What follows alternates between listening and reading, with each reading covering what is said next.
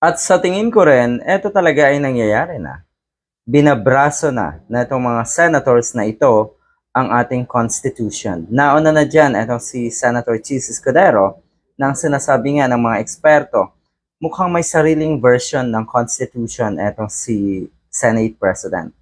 At nakakagigil isipin na talagang obvious na siya ang pasimuno.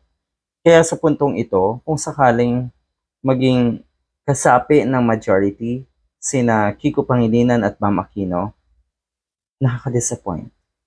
Totoo yan. Sobrang nakaka-disappoint. Ayan. Ako, kinampanya ko rin yung dalawang yan. Pero wala namang pagsisisi doon. Pero nakaka-disappoint lang. Ayan. Sabi rin netong si Harry Roque, na kuno ang mga senators ay hindi naman lahat lawyers. Kaya,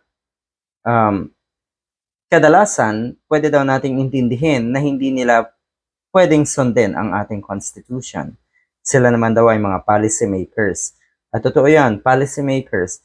Pero abogado ka man o hindi, sigurado na dapat mong alamin kung ano ang nasa constitution. Hindi lang yan para sa mga abogado, yung ating constitution. Sila nga dapat yung tumutulong, sila nga dapat yung nagbibigay ng linaw sa mga taong hindi masyadong naiintindihan ang ating constitution dahil sila yung mga abogado. Pero ang nangyayari kasi, sila pa yung, sabi nga dito, tila ba binibent nila yung ating saligang batas.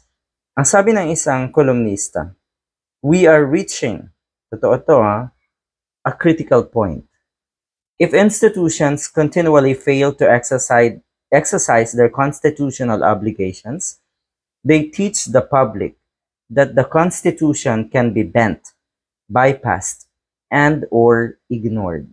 Yan ang nangyayari ngayon. Ini-ignore, walang pakialam etong mga senators na ito. Kaya sana sa mga susunod na pagkakataon kung meron pa, tignan nating mabuti. Tignan nating mabuti.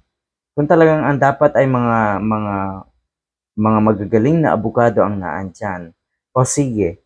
Pero kung hindi, sana mga katulad ni Senator Risa Ontiveros ang pwede nating iluklok kahit hindi senador dahil may paninindigan, may prinsipyo at iginagalang ang ating constitution.